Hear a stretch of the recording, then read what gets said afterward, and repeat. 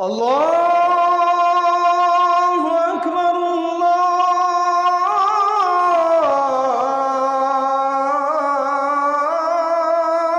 আকবার। এগুলোতে যারা প্রবেশ করবে তারা 7 আসমানের উপরে জান্নাতেও প্রবেশ করবে। আর যারা এগুলোতে প্রবেশ করবে না তারা 7 আসমানের উপরের জান্নাতেও প্রবেশ করতে পারবে না। ইন্না ফিদ দুনিয়া জান্নাতান মান লাম ইয়াদখুলহা লাম ইয়াদখুল জান্নাতাল আখিরাহ। দুনিয়াতে একটা জান্নাত আছে, এগুলি, এই মজলিসগুলি, এগুলিতে যে প্রবেশ করবে না আখিরাতের জান্নাতেও সে প্রবেশ করতে পারবে না। আপনারা কি চান যে আখিরাতের জান্নাতে প্রবেশ করবেন? মাশাআল্লাহ। আর যারা চান না তারা দাঁড়াই থাকেন বাইরে, আর যারা চান তারা এখানে প্রবেশ করেন ইনশাআল্লাহ। এর বরকতে আখিরাতের জান্নাতে প্রবেশ করবেন। আমার খুব সংক্ষিপ্ত সময়, আমি আসলে কাল 9টা বাজে ঢাকার ফ্লাইটের টিকিট করেছিলাম। একটা ইমার্জেন্সি প্রয়োজনের কারণে আমাকে চলে যেতে হবে, বাসে চলে যাব রাত্রেই। তো সেজন্য কিছু কথা বলে যাব যেগুলি এই পরিবর্তিত এই শতাব্দীতে আমাদের প্রয়োজন। আমার আগে আমার ভাই মুহতারাম মুফতি আবু বকর সিদ্দিক নীলফামারী, উনি অনেক সুন্দর বক্তব্য দিয়েছেন কোরআন সুন্নাহ থেকে, আপনারা শুনেছেন, সেগুলো মনে রাখবেন। উনি হলেন যুবক আর আমি হলাম বুড়ো, নবীন আর প্রবীণ। যদিও পুরান গাড়ি শক্ত বেশি নাকি, আমি ওনাকে বলছি না, এখনকার ছোটখাটো যেগুলি সেগুলি চেয়ে পুরানওয়ালাদের বডি মজবুত বেশি, ঠিক না? কারণ যেটা কিয়ামতের 60-70 বছর আগে বানানো হয়েছে ওইটা তুলনামূলক একটু বেশি লাস্টিং করবে, এই জন্য মজবুত। আর এখনকার যেগুলি এগুলি তার বেশি দিন নাই, সময় কম, ওয়ান টাইম ইউজ, এই জন্য এগুলি এখন সব প্রযুক্তি হালকা, সব গাড়ি ঘোড়া যা বলেন সব কি হালকা প্রযুক্তি, কারণ সময় বেশি নাই, সময় বেশি নাই। এমনি তো এই পৃথিবীতে আমাদের আখিরাত বিশ্বাসের একটা নিয়ম আছে, পরকাল বিশ্বাসের একটা নিয়ম আছে। নিয়মের বাইরে বিশ্বাসটা করলে ফায়দা পাবেন না, উপকার পাবেন না। নিয়মটা হলো মৃত্যু, আখিরাত, কবর, হিসাব নিকাশ, ফুলসিরাত, জান্নাত জাহান্নামকে মনে করতে হয় এটা আগামীকাল।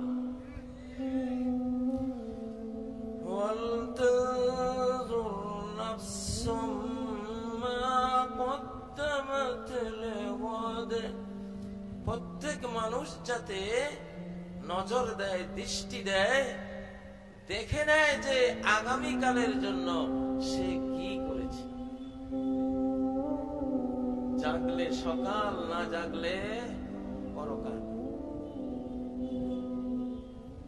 মুসলিমদের এই পৃথিবীতে বসবাস করার সিস্টেম হলো সে 24 ঘন্টার জন্য আসবে, 16-17 ঘন্টা কাজ বাজ করে, আবার তার 24 ঘন্টার পারমিট শেষ, পারমিশন শেষ, চলে যাবে।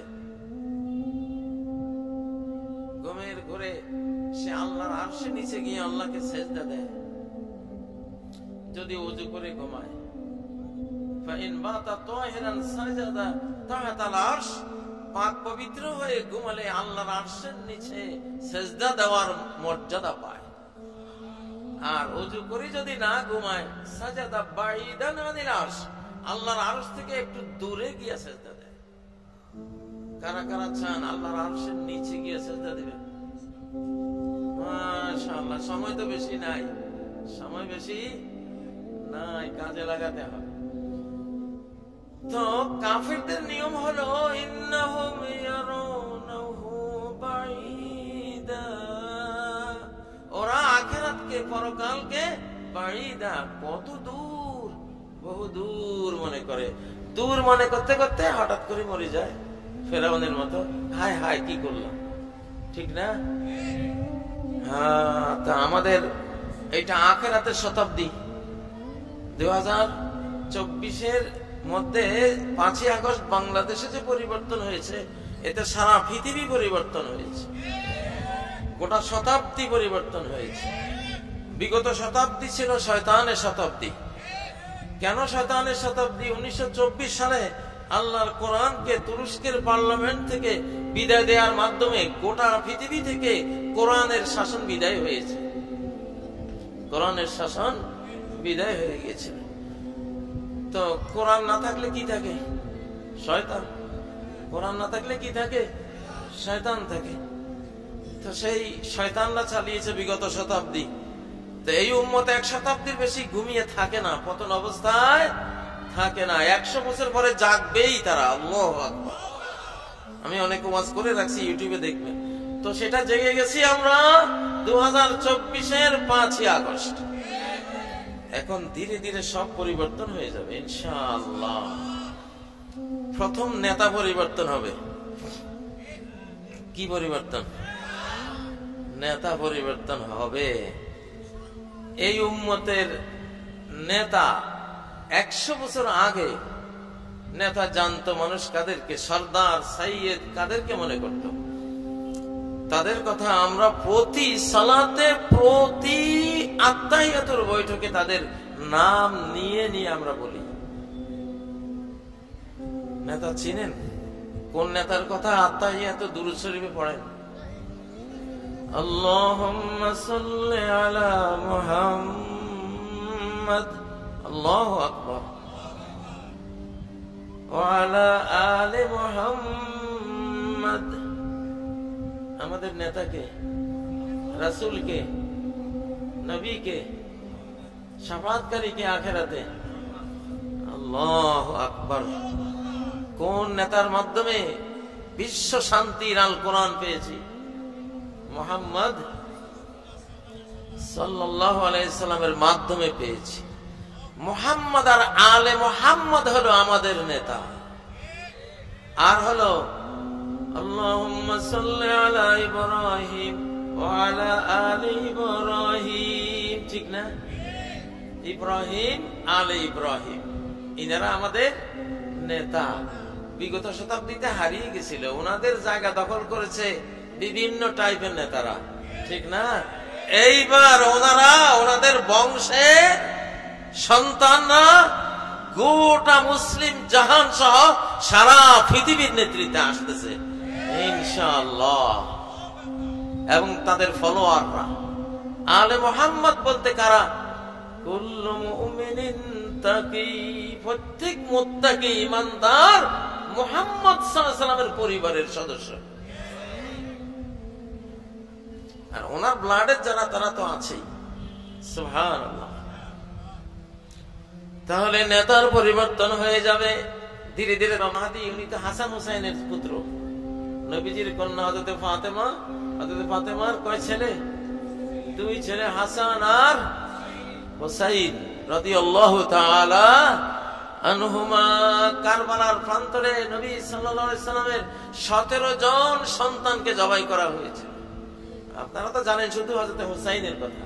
হ্যাঁ, অবশ্যই উনি নেতা ছিলেন, এর জন্য ওনার নামটা সবাই জানে। কিন্তু হযরত হুসাইনের সাথে আরো 16 জন নবী পরিবারের ছোট্ট আলী আসগার, 6 মাসের আলী আসগারকেও জবাই করা হয়েছে। এত বড় জুলুম হয়েছিল। তো সেটার সমাপ্তি ঘটবে ইনশাআল্লাহ। আল্লাহুম্মা সাল্লি আলা মুহাম্মাদ ওয়া আলা আলি মুহাম্মাদ। এতদিন খালি দুরুদে পড়ছেন, বুঝতেছিলেন না যে নাম এগুলি এতবার কেন বলতে হয়, ঠিক না? হ্যাঁ, ইনারাই নেতা ইনশাআল্লাহ। ইনারাই কি সারা বিশ্বে যেখানে যেখানে নবীজির ব্লাড আছে, ওরা এখন জেগে উঠবে সব এখন। আর তাদের সাথে যত রহমত, যত বরকত, যত বৃষ্টি। এবার দেখেন বৃষ্টি আল্লাহু আকবার। এবার আপনাদের মেহমানদারিতে আমাকে এখানে ট্যাংরা মাছ খাইয়েছেন। আমি মনে মনে ভাবতেছি এটা এই বছরের জন্ম, টানা বর্ষা হয়েছে, সব মাছ ফেরত আসতেছে আলহামদুলিল্লাহ। হারিয়ে যাওয়া মাছগুলো সব ব্যাক আসতেছে, ফেরত আসছে, সবকিছু ফেরত আসবে ইনশাআল্লাহ, সবকিছু ফেরত আসবে। তো সেজন্য তাইলে নেতা পরিবর্তন হলে ইনশাআল্লাহ নীতিও পরিবর্তন হবে। নেতা যখন মুহাম্মদ হন, নেতা যখন আলে মুহাম্মদ হন, তখন নেতা কি বলে? ওয়াইমুল্লাহি লাউ আন্না ফাতিমাতা বিনত মুহাম্মাদিন সারাকাত লাকাতাতু ইয়াদাহা।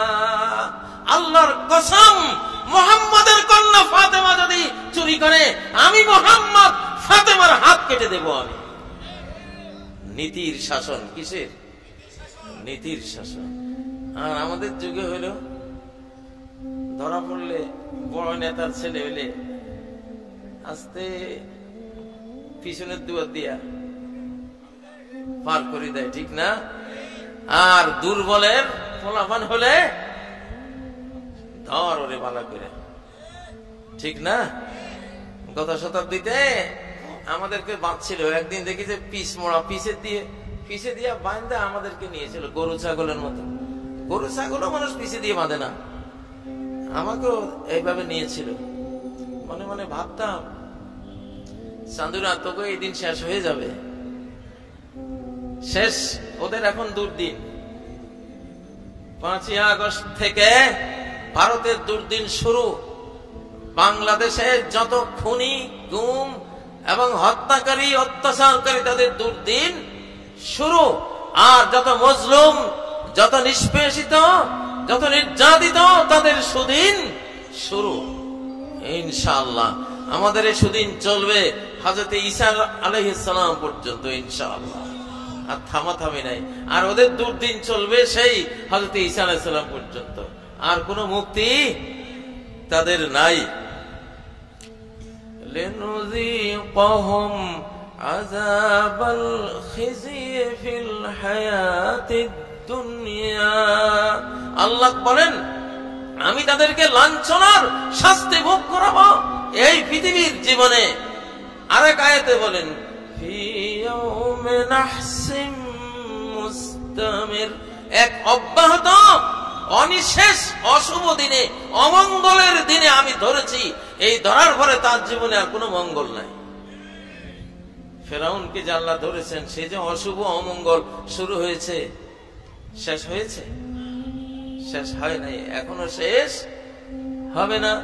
তাহলে নেতা পরিবর্তন হয়েছে, নীতিও পরিবর্তন হচ্ছে আলহামদুলিল্লাহ, হওয়া শুরু হয়ে গেছে। শুরু হয়ে গেছে না? ডাকসু, জাকসু, রাকসু, মাকসুতে, হ্যাঁ, নেতাও পরিবর্তন হয়েছে, নীতিও পরিবর্তন হয়েছে। ভাই, আমি কিন্তু কোন দলীয় রাজনীতি করছি না, আমি বলছি শতাব্দী চেঞ্জ। এখন ভালো ভালো সবকিছু চলে আসবে, এখন সব ভালো এখন চলে আসবে ইনশাআল্লাহ। যত ওলি আল্লাহ সব এখন জন্ম লাভ করবে, তৈরি হবে ইনশাআল্লাহ। হ্যাঁ, শাহজালাল তৈরি হবে, শাহপরান তৈরি হবে ইনশাআল্লাহ। ভালোর যুগ শুরু হয়েছে, খাইরের যুগ শুরু হয়েছে, কল্যাণের যুগ শুরু হয়েছে। তো এই যুগে চলতে হলে আপনাদেরকে খারাপের সাথে যাবেন না ভালোর সাথে? কারা কারা?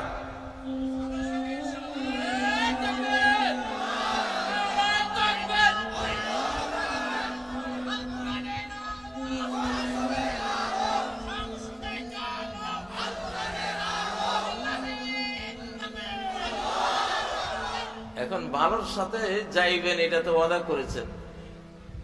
ইবলিস কি বসে থাকবে? ইবলিসে কয়, লাআকুদান্না লাহুম সিরাতাকাল মুস্তাকিম, আমি অবশ্যই তোমার বান্দাদেরকে ফিরিয়ে দেওয়ার জন্য সিরাতে মুস্তাকিমে বসে থাকব। এখন কোরআনের কোরআনের এই মানচিত্রে 1947 সালে পাকিস্তান নামে এই যে মানচিত্রটা আসছে কিসের জন্য? মুসলমানের জন্য। কার জন্য? মুসলমানের জন্য, ইসলামের জন্য, কোরআনের জন্য, ঠিক না? এবং এই মানচিত্রের জন্ম হয়েছে যেই রাত্রে, সেই রাত ছিল কদরের রাত, লাইলাতুল কদর। 1947 14 আগস্ট সেই তারিখটা ছিল লাইলাতুল কদর, রমজানের 27তম তারিখ। এবং রাত্রেই ব্রিটিশ অফিসার এই মানচিত্রের ঘোষণা দেন। লিল্লাহে তাকবীর, লিল্লাহে তাকবীর। এখন শয়তানে আমাদের কিছু মৌলবী সাহেব করে হুইসপারিং করছে, ওয়াসওয়াসা দিছে, ইউওয়াসওয়িসু ফি সুদুরিন নাস। মানুষের সিনার মধ্যে কি দেয়? ওয়াসওয়াসা দেয়। কয়, মৌলবী সাহেব তুমি ফতোয়া দাও, গণতন্ত্র হারাম, ভোট দেওয়া হারাম, ঠিক না? মৌলবী সাহেব দিছে ফতুয়া। এখন মৌলবী সাহেবের ফতুয়া ছোটে কোরআন ওয়ালারা যদি 500 ভোট কম পায়, আমি বলি আসছি আজকে এক মাহফিলে, আমি কাজী ইব্রাহিম এই মৌলবীর বিরুদ্ধে হাসরের ময়দানে মামলা দেবো ইনশাআল্লাহ। মামলা দিয়ে রাখছি। এখন না যায় না ফতুয়া দিবা কেন? হ্যাঁ, না যায় না ফতুয়া দিবা কেন? হাদিস, আরে মিয়া কয়েক হাজার অন্তত হাদিস তো মুখস্থ থাকতে হবে। 20,000 সহি হাদিস আছে, অন্তত 4-5 হাজার তো তোমার জানা থাকতে হবে, ঠিক না? 30 পারা কোরআন তো মুখস্থ থাকতে হবে। হ্যাঁ, কয়েক যুগ শিক্ষকতা করেছো, গবেষণা করেছো, এমন তো হইতে হবে। এখন গণতন্ত্রের মধ্যে 3টা জিনিস আছে খুব ভালো, যেগুলো ইসলাম সমর্থন করে, সেটা ইসলাম জায়েজ মনে করে। আজহার বিশ্ববিদ্যালয়ের মুফতি সাহেবরা ফতোয়া দিয়েছেন, রাবেতা আলমে ইসলামীর মুফতি সাহেবরা ফতোয়া দিয়েছেন, বর্তমান যুগের অধিকাংশ ইসলামিক আইন বেত্তারা ফতোয়া দিয়েছেন। গণতন্ত্রের মধ্যে একটা ভালো জিনিস কি আছে? যে জনগণ নিজের মন মতো একজন নেতা বাছাই করতে পারে, মন মতো একজনকে ভোট দিতে পারে, সক্ষম। সেই গণতন্ত্র অবশ্যই ভালো গণতন্ত্র হবে, ফ্যাসিবাদের গণতন্ত্র না। হ্যাঁ, ওইটা কোনো ভোট, ওইটা হলো রাতের বেলায় ভোট দিছে, সবাই ঘুমাই রয়েছে, ওনারা বাক্সা চুরি করছে। রাত্রে কি গৃহস্থেরা কাজ করে না চোরেরা কাজ করে? বেশিরভাগ চোরেরাই তো রাত্রে কাজ করে, ঠিক না? তো এখন গণতন্ত্রের মধ্যে একটা ভালো জিনিস কি? আপনি আপনার নেতা বাছাই করতে পারতেছেন, যারে মন চাইবে আপনি ভোট দিতে পারতেছেন। এই একটা সুন্দর জিনিস আছে। ইমাম, কোন মসজিদের ইমাম যদি মুসল্লিরা পছন্দ না করে, সেই ইমামের সেই মসজিদে নামাজ পড়ানো না জায়েজ। চাই সেটা ইমামের দোষ হোক, ইমাম খারাপ মুসল্লি ভালো, এই জন্য বনে নাই ইমামের উচিত চলে যাওয়া, অথবা ইমাম এত বেশি ভালো আর মুসল্লি এত খারাপ, এত ভালো লাগে খারাপ অ্যাডজাস্ট করে না। ইমাম সাহেব খুব বড়, যেমন সাদ ইবনে আবি ওয়াক্কাস রাদিয়াল্লাহু তাআলা আনহু ইরাকের এক মসজিদে, কুফায় এক মসজিদে ইমাম ছিলেন। মুসল্লিরা কয় উনি নামাজ পড়তে জানে না, অথচ উনি আশারায়ে মুবাশশারা 10 জন জান্নাতের সুসংবাদ প্রাপ্তদের একজন। দোয়া করলেই কবুল হয়ে যেত। মুস্তাজাবুদ দাওয়াত, এক এক বিশাল বিশাল যুদ্ধ ওনার দোয়ায় মুসলমানরা বিজয় প্রাপ্ত হতেন। এমন আল্লাহওয়ালা মানুষ ছিলেন। উনি নাকি নামাজ পড়াইতে জানেন, আসলে উনি নামাজ পড়াইতেন একেবারে নবী সাল্লাল্লাহু আলাইহি সাল্লামের মতো করে। আর ওরা এত লম্বা রুকু, এত লম্বা কেরাত, এত লম্বা সেজদা, এগুলি ওরা পছন্দ করত না। এই জন্য ওনার বিরুদ্ধে লাগছে। এখানে হলো ইমাম 1 নম্বর ভালো আর মুসল্লি কি 10 নম্বর, এই জন্য বলে নাই। কিন্তু মাসলা কি? মাসলা হলো এই ইমাম সাহেব উনি ওনার মান সম্মান নিয়ে আসতে চলে যাবেন, কারণ ওনার মতো ইমাম পাওয়ার কপাল, ওনার মতো একজন মহৎ ইমাম পাওয়ার সৌভাগ্য এইসব ফালতু মুসল্লির নাই, ঠিক না? ওমর তাই করেছেন, সাদ ইবনে আবি ওয়াক্কাসকে ফেরত নিয়েছেন। তাহলে মন মতো খিয়ারু আইম্মাতিকুমুল্লাযীনা তুহিব্বুনাহুম ওয়া ইউহিব্বুনাকুম। আল্লাহ নবী বলেন, তোমাদের নেতাদের মধ্যে সবচেয়ে ভালো নেতা হলো তারা যাদেরকে তোমরা ভালোবাসো, তারাও তোমাদেরকে ভালোবাসে। ওয়া তুসাল্লুনা আলাইহিম ওয়া ইউসাল্লুনা আলাইকুম। তোমরাও তাদের প্রশংসা করো, দোয়া করো, তারাও তোমাদেরকে প্রশংসা করে দোয়া করো। মিলতে হবে, কেমন মিলতে হবে। তাহলে গণতন্ত্রে একটা জিনিস আছে যে আপনি আপনার মন মতো নেতা খুঁজে নেবেন, ইমাম খুঁজে নেবেন, এইটাই আল্লাহ চান। 2 নম্বর ভালো জিনিস কি আছে গণতন্ত্রে?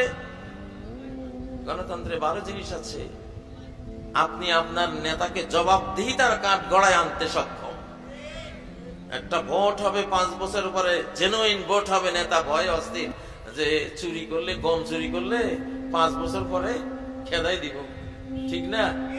চুরি করলেও ধরা না পড়ে লাইন করে চুরি করবে, ঠিক না? কম, তার একটা ভয় আছে।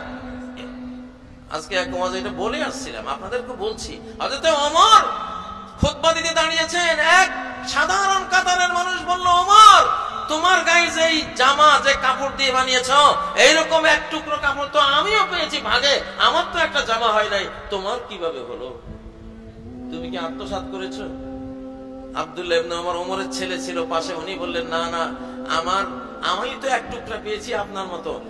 আমার বাবা যেহেতু জামা নাই, উনি অর্ধ পৃথিবীর শাসন কর্তা, ওনার একটা জামা নাই, তো আমি আমার বাবার প্রতি আমার খুব শ্রদ্ধা, আমার ভালোবাসা, আমার টুকরাটা আমি আমার বাবারে দিয়ে দিছি। এরকম নেতা চান কিনা? হ্যাঁ, মুহাম্মাদান নেতা, মুহাম্মাদি নেতা। আল্লাহু আকবার। খলিফাতুল মুসলিমিন একটা কুত্তা বানাইতে গেলে ফোলার জামার টুকরাটাও নিতে হয়েছে। আল্লাহু আকবার। কেমন নীতি আর কেমন নেতা! সুবহানাল্লাহ। তাহলে আপনি গণতন্ত্রের মধ্যে এই জিনিসটা পাবেন, আপনি নেতারে জিজ্ঞাসা করতে পারবেন, কারণ আপনি তার ভোটার, আপনি তার মুওয়াক্কিল, সে আপনার ওকিল, আপনার কাছে সে ধরা আছে, ঠিক না বেটি? যেটা এখন আমরা পাচ্ছি, ইউনূসকে আমরা জোর গলায় বলি যে সরকার ক্ষমতা কিন্তু আমাদের, তুমি আমাদের উকিল। টেডি বেড়ি করলে কিন্তু খবর আছে, ঠিক না? শতাব্দী চেঞ্জ। এতকাল ক্ষমতা ছিল পুলিশের হাতে, এখন ক্ষমতা জনগণের হাতে। এতকাল ক্ষমতা ছিল র্যাবের হাতে, এখন ক্ষমতা রিক্সাওয়ালা, ঠেলা গাড়িওয়ালার হাতে। এতকাল ক্ষমতা ছিল বিজেপির হাতে, এখন ক্ষমতা হইল শিশু, কিশোর, নারীর হাতে। এতকাল ক্ষমতা ছিল সেনাবাহিনীর হাতে, সেনাবাহিনী কনসেপ্ট পাল্টে গেছে, এখন আমরা সবাই সেনাবাহিনী। সেনাবাহিনী তো আছে, তারা তো আছে, তারা থাকবে, কিন্তু আমরাও এখন কি সেনাবাহিনী, এখন 1 নম্বর বাহিনী আমরা। নবীজির কোন পালিত সেনাবাহিনী ছিল না, ওনার গোটা দেশের প্রত্যেক নাগরিক ট্রেনিং প্রাপ্ত যোদ্ধা এবং সেনা সৈন্য। আল্লাহু আকবার। আমাদের ইন্টারিম সরকার শুরু করে দিয়েছে ট্রেনিং, আমরাও ট্রেনিং নিব ইনশাআল্লাহ। কারা কারা আল্লাহ সৈনিক হবেন? জোরে সোরে কারা কারা? লিল্লাহে তাকবীর, লিল্লাহে তাকবীর। ওয়া ইন্না জুনদানা লাহুমুল গালিবুন। যদি কেউ আমার সৈনিক হয়, একটু ট্রেনিং যদি দেয়, আমি আল্লাহ বলছি, আমি কসম করে বলছি, আমার সৈনিকের কোনো পরাজয় নাই, আমার সৈনিকের কোনো পরাজয় নাই, সে বিজয়ী হবেই। আল্লাহু আকবার। তাহলে এখন কিন্তু আপনারা দেখবেন সারা বাংলাদেশ 12, 13, 14 কোটি লোক ট্রেনিং প্রাপ্ত দাঁড়িয়ে যাবে এখন। আল্লাহু আকবার। সংখ্যা শুনলেই তো ডায়রিয়া হয়ে যাবে। পার্শ্ববর্তী একটা যে চিল্লাই টিল্লায় 12 কোটি 13 কোটি সৈন্য বাংলাদেশে আছে, শুনলেই তো ভাই আরো এক একটার ক্ষমতা কি আধ্যাত্মিক, আধ্যাত্মিক এক একটা সৈনিক। ও আল্লাহু আকবার। সাদ ইবনে আবি ওয়াক্কাসের কিচ্ছা বলতেছিলাম, উনি দাজলা নদী পার হবেন পারস্য সাম্রাজ্যের বাহিনীকে আক্রমণ করার জন্য। খরস্রোতা নদী গভীর নদী, স্টিমার ডুবলে খুঁজে পাওয়া যাবে না, এত গভীর নদী। উনি বললেন নৌকা নাই, জাহাজ নাই, তোমাদের মধ্যে ভারী কেউ আছে কিনা? সৈন্যদেরকে জিজ্ঞাসা করলেন তোমাদের মধ্যে ভারী কেউ আছে কিনা? সৈনিকরা উত্তর দিল না, ভারী কেউ নাই। ভারী মানে বুঝছেন কি? পাপী। 60,000 বাহিনী, 60,000 বাহিনীর মধ্যে পাপী একটাও নাই। আল্লাহু আকবার। সবাই পাতলা, সবাই কি হালকা। তাহলে ঝাঁপ দাও। ঘোড়া, গাধা, উট, গাঁটি গোটা অস্ত্র শস্ত্র লইয়া পদ্মা নদীর মধ্যে ঝাঁপ দিছে, সেই খরস্রোতা পদ্মা, ওই রকম। আল্লাহু আকবার। পারস্যের সৈনিকরা যখন দেখলো এটা কি বাহিনী আইতে আছে, ওরে সর্বনাশ, এটা তো মানুষ না, এগুলো সব জিন, পানির উপর দিয়া চলে আসতেছে, এটা কেমন কথা? সব পালাইছে, সব তুইয়া। আর সাহাবীরা যারা ক্লান্ত হয়েছেন, আল্লাহ তাআলা গভীর নদীর গভীর নিচ থেকে মাটি তুলে তার পায়ের তলায় ধরে দিয়েছেন, সে দাঁড়িয়ে আছে। আল্লাহু আকবার। নদী পার হয়ে গেল। নদী পার হওয়ার পর সেনাপতি জিজ্ঞাসা করলেন কারো কিছু নদীতে পড়ে গেছে কিনা? একজন বলল আমার একটা চামচ হারিয়েছে, আরেকজন বলল একটা পেয়ালা, আর সব ঠিক আছে। তাকাই দেখে ঢেউগুলি ওই চামচ আর পেয়ালা ধাক্কাইয়া ধাক্কাইয়া কিনারের দিকে আনতে আছে। আল্লাহু আকবার, সুবহানাল্লাহ। আমাগরে সাগরেও চিনে, আমাগরে নদীও কি চিনে, কারণ নদীও মৌলবাদী, আমরা মৌলবাদী, ঠিক না? মুসা আলাইহিস সালাম মৌলবাদী ছিলেন, লোহিত সাগরও কি মৌলবাদী।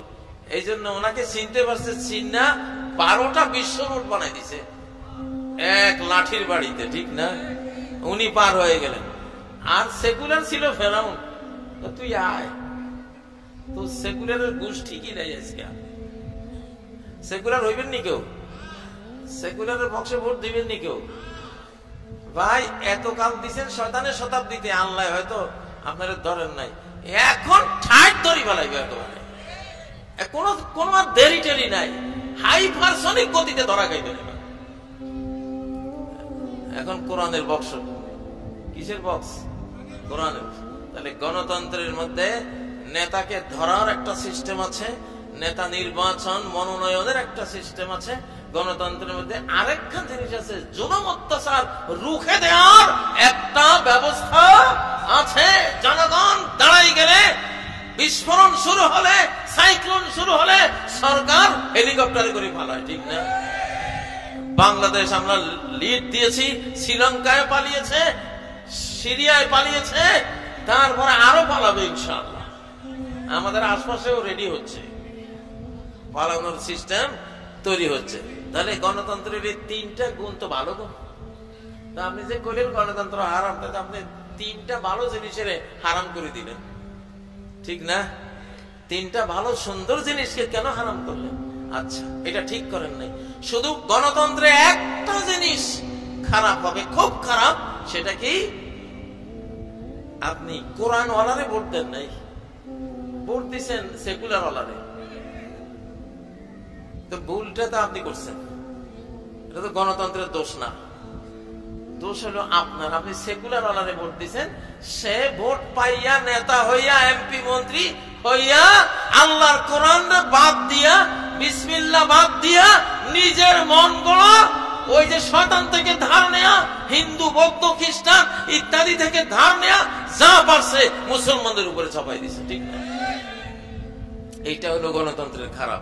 তা আমরা আলেমরা যখন গণতন্ত্রের কথা বলি, আমরা কি সেকুলারদেরকে ভোট দেওয়ার গণতন্ত্রের কথা বলি, না কোরআনওয়ালাকে ভোট দেওয়ার গণতন্ত্রের কথা বলি? অবশ্যই কোরআনওয়ালাকে। তাহলে আমাদের গণতন্ত্রের মধ্যে কোনো খারাপই নাই, কোনো খারাপই নাই। যেই সব আলেমরা নির্বাচনে দাঁড়ান, কোরআনকে নীতি হিসাবে নিয়ে যারা নির্বাচনে দাঁড়ান, রাবাতে আলেম ইসলামীর ফকিরা বলেছেন, আজহার বিশ্ববিদ্যালয়ের ফকিরা বলেছেন, সারা পৃথিবীর সমকালীন ফকিরা ফতোয়া সিদ্ধান্ত রুল দিয়েছেন যে এই ধরনের নেতাদেরকে ভোট দেয়া ওয়াজিব। ওয়াজিব মানে ফরজ। ওয়াজিব মানে কি? ফরজ। এই ফরজ কারা কারা আদায় করবেন? আল্লাহ আল্লাহ আল্লাহ, এইবার খুব দরকার। আল্লাহুম্মা আমিন, আল্লাহুম্মা আমিন।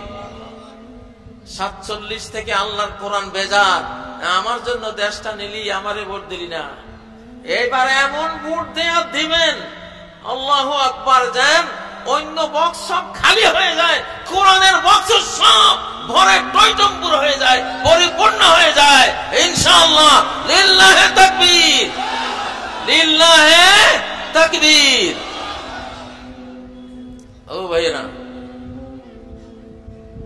তাইলে ঢালাও ভাবে গণতন্ত্র হারাম, এটা বলার কোন সুযোগ নাই। তাফসিল করতে হবে, বিস্তারিত বলতে হবে। ভাইয়েরা, আরেকখান কথা বলি, এই শতাব্দী কিন্তু আমাদের প্রকৃত স্বাধীনতার শতাব্দী, আমাদের আধিপত্যের শতাব্দী, আমাদের 7 মহাদেশ ব্যাপী কালেমার পতাকা উড়াবার শতাব্দী। আমেরিকায় কালেমার পতাকা উড়বে, ইউরোপে উড়বে, রাশিয়ায় উড়বে, ভারতে উড়বে, অস্ট্রেলিয়ায় উড়বে, আফ্রিকায় উড়বে। কেউ ঠেকাতে পারলে ঠেকাস, কইয়া দিলাম, ঠেকাতে পারলে ঠেকাস। ঠেকাতে পারবো কি মনে হয়? লা ইয়াবকা আলা ওয়াজহিল আরদি বাইতু মাদারিন ওয়ালা ওয়াবার। সারা পৃথিবীতে 7 মহাদেশে একটা পাকা বাড়ি এমন থাকবে না, একটা চামড়ার বাড়ি, তাঁবুর তৈরি বাড়ি এমন থাকবে না যেখানে ইসলামের কালেমা আল্লাহ প্রবেশ করাবেন না। প্রত্যেকটা ঘরে, বিল্ডিং এ, তাঁবুতে, পাকা কাঁচা সকল ঘরে দুয়ারে, আমেরিকায়, ইউরোপে, রাশিয়ায়, অস্ট্রেলিয়ায়, আফ্রিকায়, ভারতে সর্বত্র কালেমা ঢুকবেই। ঢুকার, কলেমা প্রবেশ করার 2টা কায়দা। কয়টা? আজিজ, যে ইসলামকে কবুল করবে, মুসলমান হয়ে যাবে, তার সম্মান দিয়ে তার ঘরে কলেমা ঢুকবে। আর যে ইসলাম কবুল করবে না, তার দুয়ার ভাঙ্গা কলেমা ঢুকবে। ফজুল্লে জালিল, তাকে অপমান করে, অপদস্থ করে কলেমা ঢুকবে ইনশাআল্লাহ। ঠিক না বে ঠিক? ঠিক না বে ঠিক?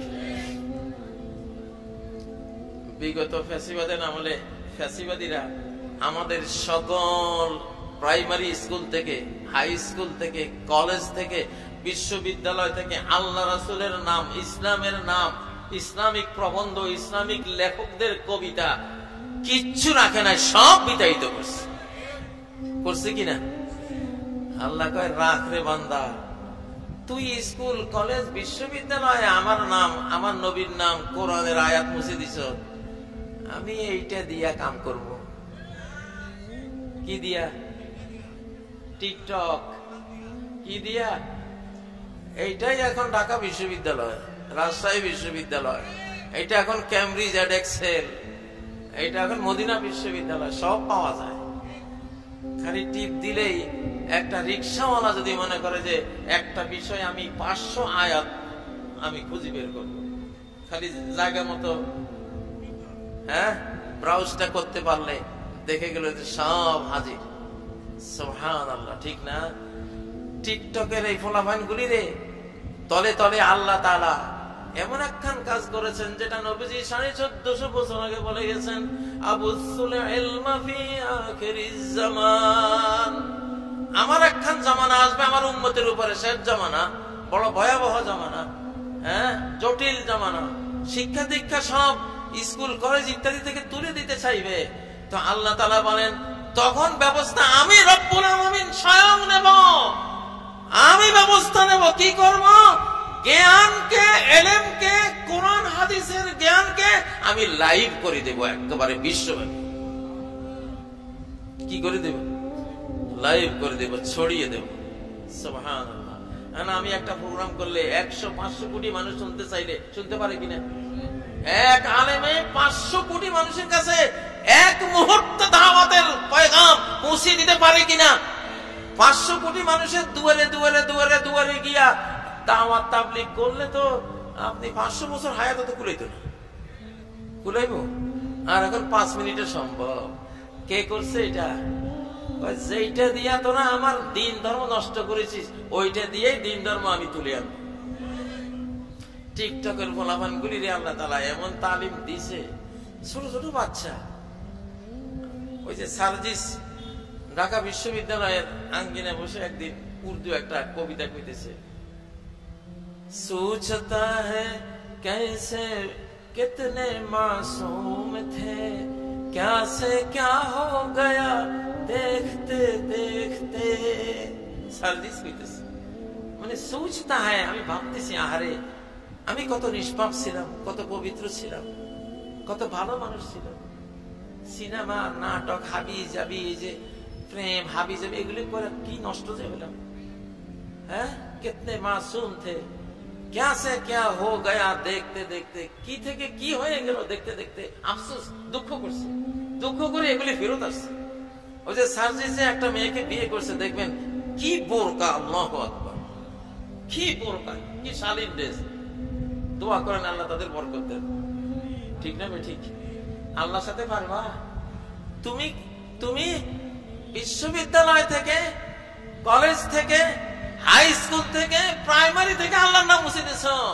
আল্লাহ ডাইরেক্ট ইলেকট্রনিক ডিভাইস দিয়ে সরাসরি অন্তরে পৌঁছাই দিছে।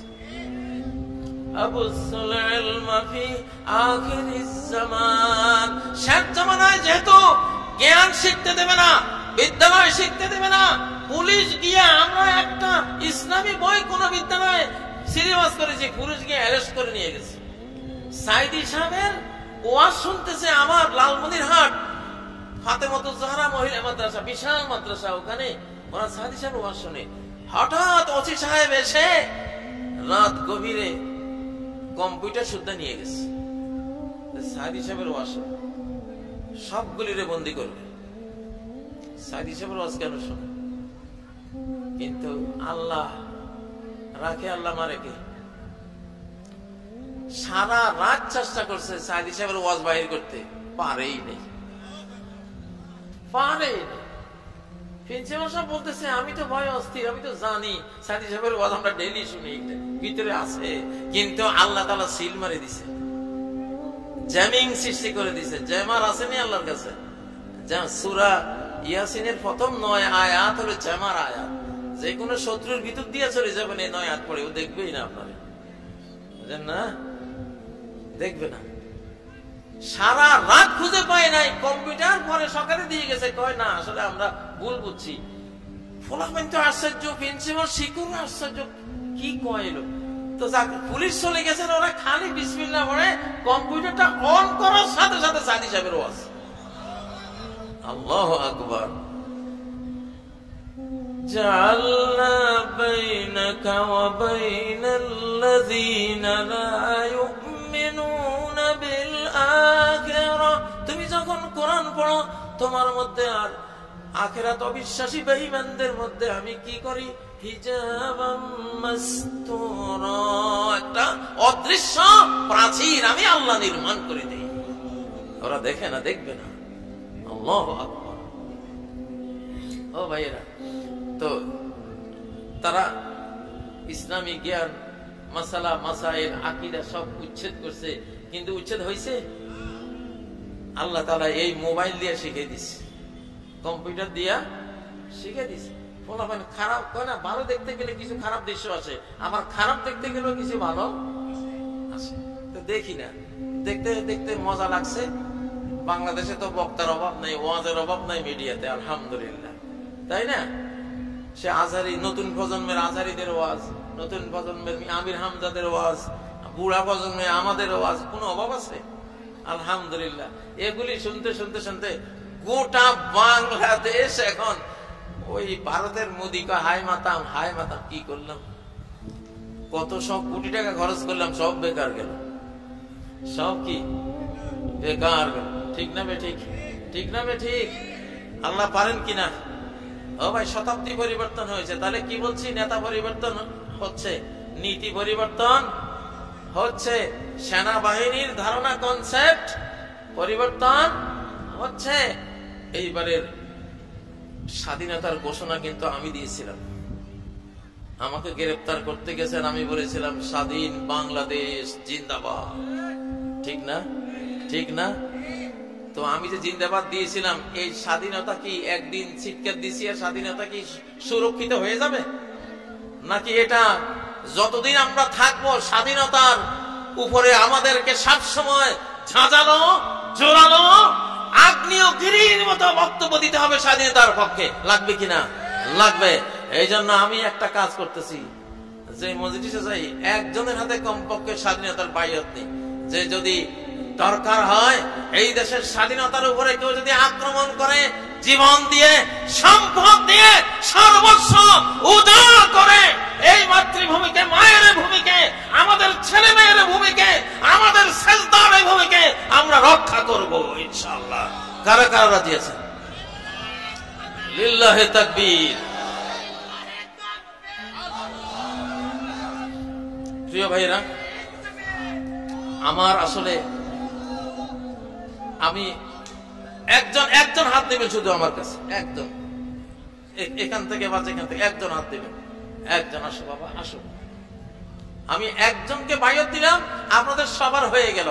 দরকারের সময় হুঙ্কার দেব, সবাই দেশ রক্ষার যুদ্ধে ঝাঁপাই পড়বেন ইনশাআল্লাহ।